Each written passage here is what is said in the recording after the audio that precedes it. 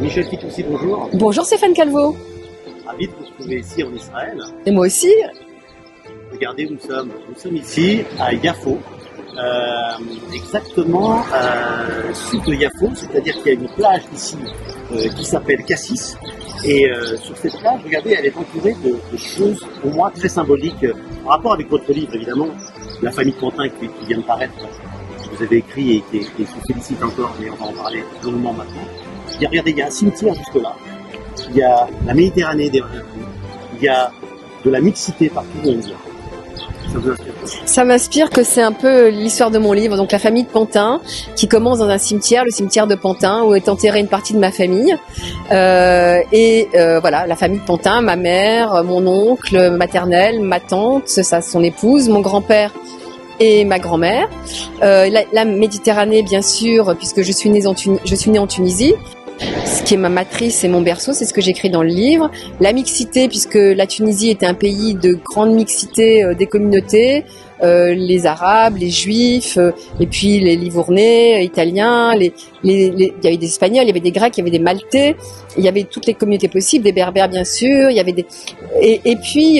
voilà, donc ça c'est vraiment un très bon choix Stéphane, je suis ravie, puis c'est vraiment un endroit que j'adore, et puis Israël évidemment, et c'est un très bon choix, et c'est un endroit que j'adore, et c'est un restaurant français en plus, donc vraiment, vous avez très bien choisi, on a absolument tout. Voilà, magnifique, j'ai adoré, je l'ai dévoré comme une boule au miel, comme on dit, et pourtant, si je raconte moi ma vie, je suis livournais. Mais qu'est-ce que vous avez contre les livournais ?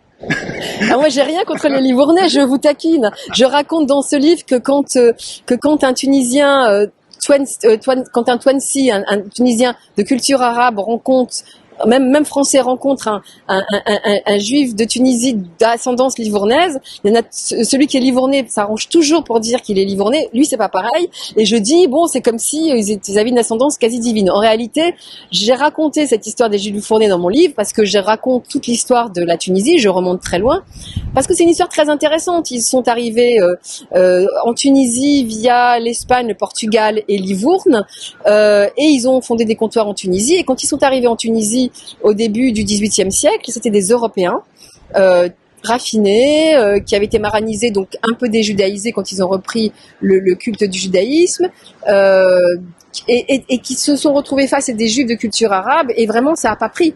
Et ça a été vraiment l'antagonisme, il y a eu un schisme, et les uns trouvaient les Tunisiens de culture arabe arriérés, les Tunisiens de culture arabe, les Touansa, trouvaient les Grana, qu'on les appelait rkik, antipathiques, et ils ont tous séparé les synagogues, les boucheries, ils ont juste gardé le caïd qui était le chef de la communauté juive.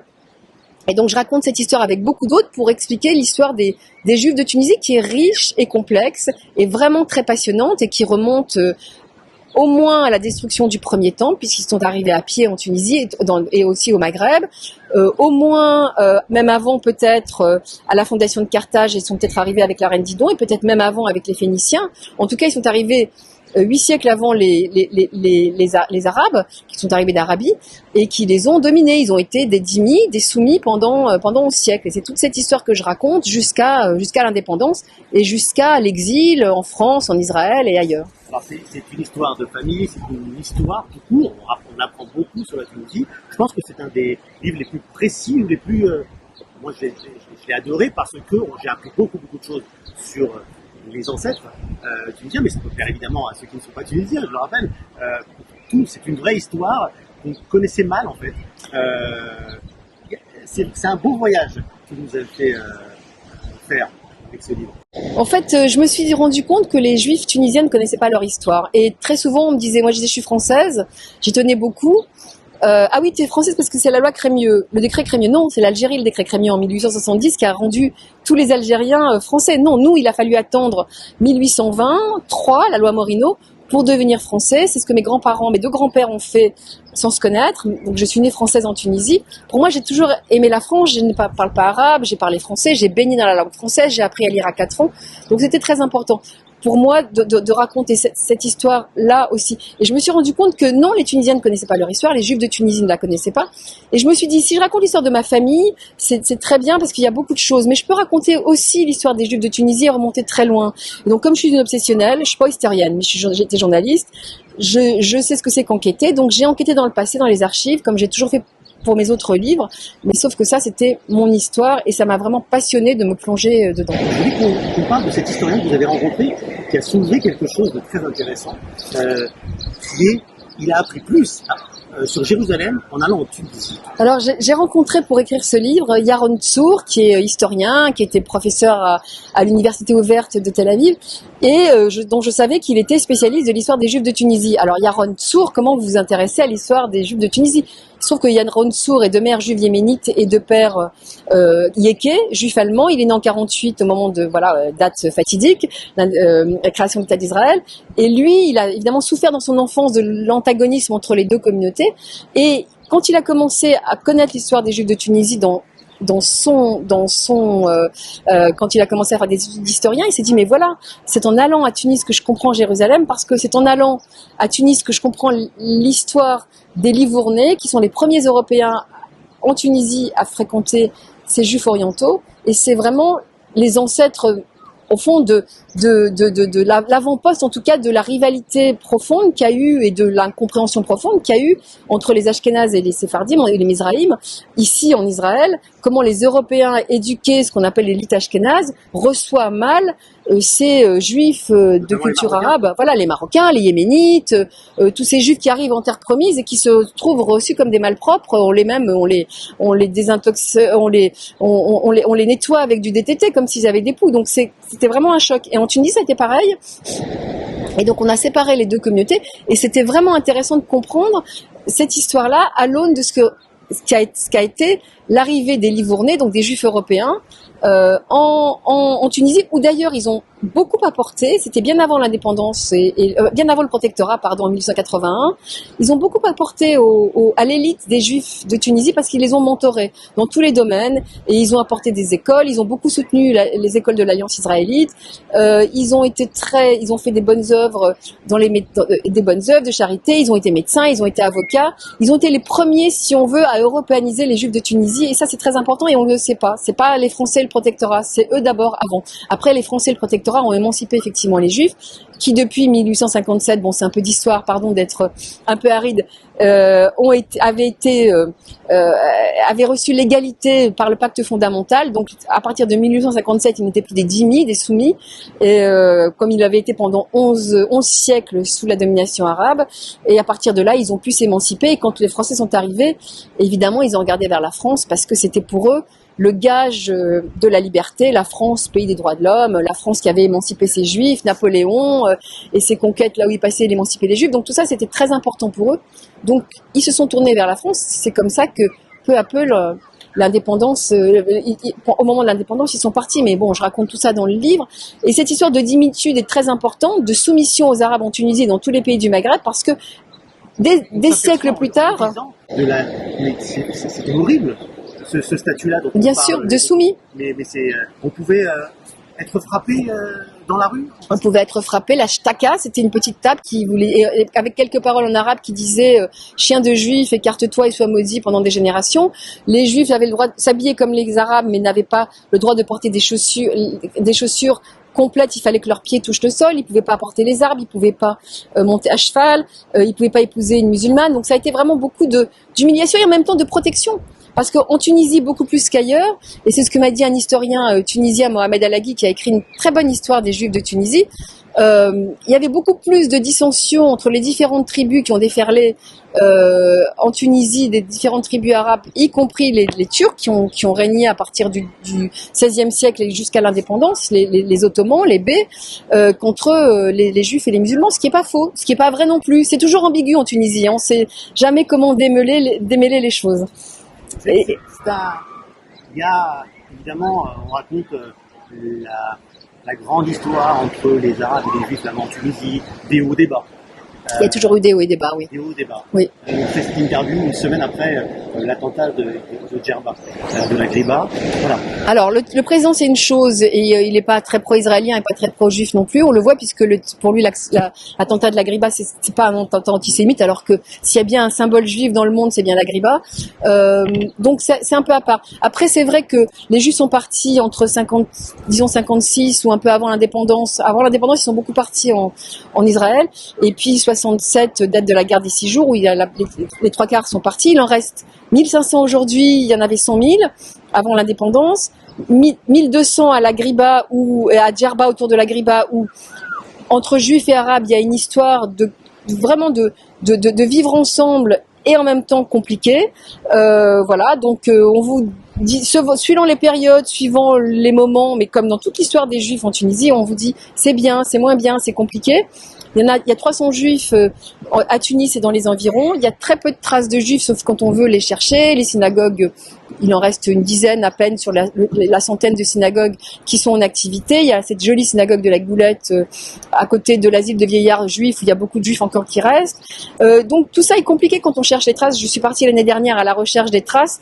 Je me suis dit finalement, est-ce que je cherche des traces de leur présence ou de leur absence? Finalement, c'était les deux. Dans les livres d'histoire, on raconte pas l'histoire des juifs. Quand vous interrogez les gens, vous dites mais comment c'était finalement l'histoire entre les juifs, les arabes et les différentes communautés?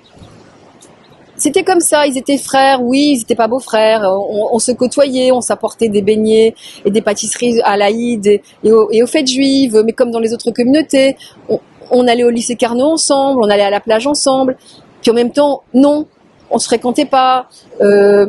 C'est très difficile de démêler, toujours en Tunisie c'est compliqué, mais disons qu'il y avait une bonne entente en général, voilà, et que les gens qui regrettent l'âge d'or de la Tunisie, c'est-à-dire ces années bénies entre les années, disons, d'avant-guerre et puis après la guerre et jusqu'à l'indépendance, ne sont pas non plus dans le tort. La Tunisie était un pays joyeux, c'était un pays festif, c'était un pays de la douceur de vivre. Les Juifs de Tunisie étaient entre la rasra et la joie de vivre. Il y avait des choses très dures aussi, me rappelle mon père, qui a 95 ans et qui se souvient parfaitement de sa vie en Tunisie, puisqu'il est parti, il avait une trentaine d'années.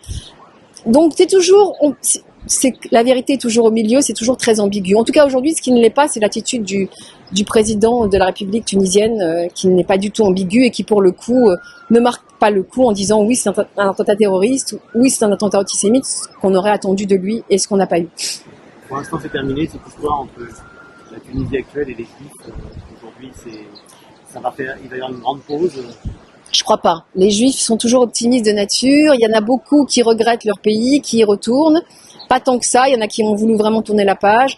D'autres qui vont à la Marsa parce que c'est une petite bulle, c'est ce qu'on appelle la banlieue nord de Tunis, Carthage, Sidi Bou Saïd, la Marsa. Les gens se retrouvent, les communautés se mélangent. Les Tunisiens qui sont là-bas ont fait leurs études au lycée Carnot avec les Juifs qui étaient là-bas. Il y a certains Juifs de Tunisie qui, après avoir vécu en France presque toute leur vie, retournent en Tunisie pour leur retraite, c'est moins cher et que, au fond, c'est leur pays qu'ils n'ont jamais quitté. À Paris, comme en Israël, il y a cette réminiscence de la Tunisie qui est extrêmement forte, qui ne veut pas les quitter, qui moi m'a longtemps exaspérée, que l'âge venant, je finis par comprendre aujourd'hui. Donc, c'est toujours une histoire ambiguë, mais non, ça sera pas fini. Ça va être fini quand les livres d'histoire ne parleront plus jamais de ça, quand les traces seront effacées. Oui, c'est clair. Et puis, après tout, il y a beaucoup de civilisations qui ont disparu. Peut-être que celle-là, en Tunisie, voilà, mérite de disparaître. J'en sais rien. Je peux pas dire. Pourtant, il y a beaucoup d'efforts qui sont faits en Tunisie. Habib Kazdali, qui était le doyen de la Manouba à Tunis, de la faculté de lettres et d'histoire, et qui est spécialiste des minorités, œuvre beaucoup pour la réminiscence des Juifs tunisiens. Il y a des profs qui le font. Il y a des étudiants qui font des doctorats sur les Juifs tunisiens. Donc, il y a quand même un essai de petite revival en Tunisie, des jeunes qui retournent, qui reparlent de la Tunisie, qui n'ont jamais connu, qui sont pas nés là-bas, mais leurs parents, leurs grands-parents, et qui ont envie de faire des choses. C'est toujours compliqué à voir. C'est quoi le but de ce livre? Alors, le but de ce livre, c'était d'abord de parler à mes enfants et à mon petit-fils parisien, à mes petits-enfants de Tel Aviv, qui ont tous des racines tunisiennes. C'était aussi le fait de comprendre, moi, qui j'étais. J'avais compris, mais je voulais aussi déconstruire cette identité que j'ai eue. Alors, j'étais française, puisque c'est toujours été moi, ma langue, les lectures que je faisais, la littérature, pour moi, je suis arrivée à 5 ans, on me disait, t'es tunisienne, je disais, mais non, je suis française. Je suis pas tunisienne, j'aurais pu me battre pour ça. Je voulais pas être née en Tunisie, ça m'énervait. Ma tribu m'énervait, en même temps, je les adorais. Ça a duré très longtemps. Je voulais bien être juive, mais je voulais pas être juive non plus parce que le judaïsme m'intéressait pas. Il m'a intéressé sur le tas. Je voulais parler de la judéité, comme dit Albert Memmi, c'est-à-dire être juive sans être religieuse. Tout ça, il fallait que, au fond, comme une mosaïque tunisienne, je rassemble les pièces du puzzle. J'ai fait un test ADN. Je suis juive tunisienne à 85%, un peu juive ashkénaze, un peu grecque, un peu italienne. Ça, j'accepte. Et puis, je suis repartie aussi dans l'arbre généalogique. J'ai retrouvé l'histoire de ma famille à travers la Hara de Tunis, où tous les juifs habitaient. Donc tout ça, ça m'a permis de recoller les morceaux, de comprendre qui j'étais, de comprendre que l'identité, au fond, c'est un chemin, que l'origine est fixe. Je suis née en Tunisie, de parents juifs, et naturalisée français. Et je suis arrivée en France, et maintenant je suis en Israël, qui est un pays que j'aime aussi. Donc c'est un vrai chemin de ma vie. C'est un chemin qui est riche, c'est un chemin qui, toutes les strates s'accumulent, et c'est mon identité. Maintenant j'ai un petit-fils à moitié espagnol, et l'histoire de l'Espagne m'intéresse aussi, et on retourne au Livournais, case départ. C'est un peu ça, c'est de raconter l'identité, de m'adresser aux Juifs de Tunisie, qui adorent ce livre, et j'en suis ravie, de m'adresser à ma famille, qui adore ce livre, et j'en suis ravie, mais au fond de m'adresser à tout le monde, parce que des livres sur la famille, des livres sur les populations, des livres, c'est un livre aussi universel.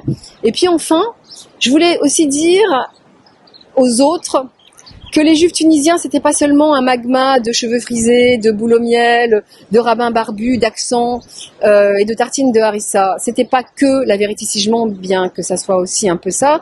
C'était pas que Michel Boujna, bien que j'adore les spectacles de Michel.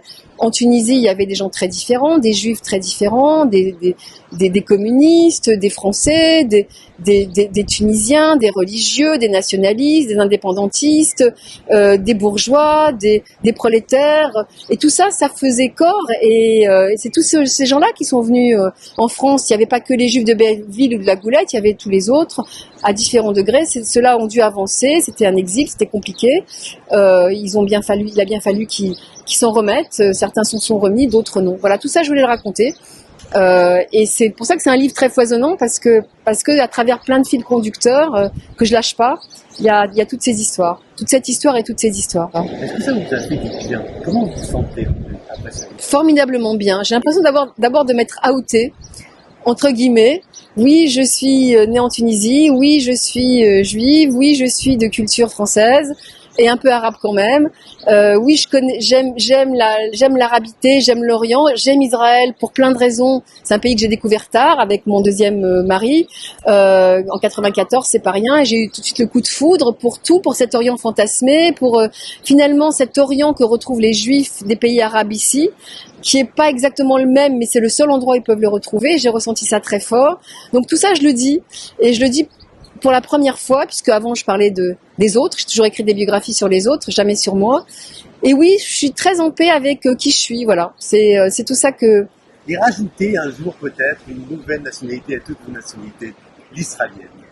Pourquoi pas? J'adore ce pays, j'adore les gens. Alors il y a plein de problèmes politiques, plein de problèmes qui sont pas simples. Je le sais, mais où est-ce que c'est simple? Nulle part. Et j'aime aussi cette joie de vivre et cette angoisse mélangée. J'aime cette façon qu'ont les gens de danser sur un volcan et cette énergie totale. J'aime l'idée de me promener dans la rue et de croiser des gens dont je pense qu'ils pourraient être mes cousins parce que leur visage m'est familier. J'aime aussi que ce pays soit un pays vivant. Quand je me promenais entre les tombes du cimetière de Pantin, je regardais les noms, Shapiro, Thuil, Rothenberg, Dreyfus, Lévy, Cohen, et je me disais, ce cimetière, ces tombes, c'est l'histoire et la géographie du monde juif. Et ben ici, en Israël, c'est l'histoire et la géographie du monde juif, mais des juifs vivants, des juifs gays, des juifs heureux, et ça c'est très important. Voilà, donc j'adore ce pays pour ça, mais j'adore aussi la France. Donc c'est jamais... Bah oui. On est des strates, et je le revendique. Il n'y a pas un petit coup de Tunisie ici, là, un peu à la Goulette? Quelque chose en moi de Tunisie. Et on la voit d'ici, la Tunisie, regardez, c'est tout droit là-bas. Ouais, on la voit, et bien sûr qu'il y a ça aussi, et évidemment c'est ça que j'aime. Je vais terminer comme cette interview avec, je trouve, un hommage tellement beau, vibrant à Albert Cohen sur votre mère. Je trouve ça très beau. ce que vous avez écrit, il y a plein d'émotions, c'est très juste. Et ça rappellera évidemment, ça nous rappelle toutes nos mères en fait, c'est nos mères. J'ai parlé de mon arrière-grand-mère, j'ai parlé de ma grand-mère, des femmes de ma famille, de ma tante Pim, que je surnomme Pim dans le livre. Et bien sûr, je pouvais pas terminer le livre sans ma mère qui se repose au cimetière de Pantin, parce que ça a été une femme extrêmement courageuse, malade, maniaco-dépressive, qui nous a élevés, ma sœur et moi, de façon incroyable, et en même temps avec beaucoup de moments très compliqués. Mais j'avais envie de retenir d'elle, non pas la face sombre, qui a été très sombre, mais la face solaire, qui a été très solaire. Et je voulais aussi raconter ça. Moi, ça, évidemment, écrire ces pages m'a bouleversée, mais je crois que il y a de l'émotion dans cette restitution et cet hommage que je fais aux miens. Voilà. 2 questions pour terminer. Est-ce que la Torah est une? J'en sais rien, Joker. C'est une blague qu'on raconte quand on est tunisien et qu'on veut frimer. Ah oui? La Torah est une. Ah ouais, d'accord, ok. D'accord, c'est drôle. Ça me rappelle l'histoire. Non, je la connaissais pas. Ça me rappelle l'histoire des boulettes. Il y en a qu'une maman. C'est ça, exactement. Alors, j'ai une dernière question. Est-ce que vous avez déjà rencontré un Guerni aussi moins artistique que moi? Alors, moins artistique que vous, jamais. Mais pourquoi je raconte l'histoire des Guerniques? Pourquoi ça m'a tellement amusée? Il y a 3 ans, j'étais chez une cousine à Saint-Tropez. Elle fait venir un de ses amis et elle dit, elle est ashkénaze. Et elle dit, oui, j'ai aussi des cousins ashkénazes. Et elle dit, je vous présente, machin, etc. Vous venez tous les deux de Tunisie, et lui, qui est beaucoup plus jeune que moi, qui me regarde avec un petit sourire, qui dit oui, mais moi, c'est pas pareil, je suis livournais.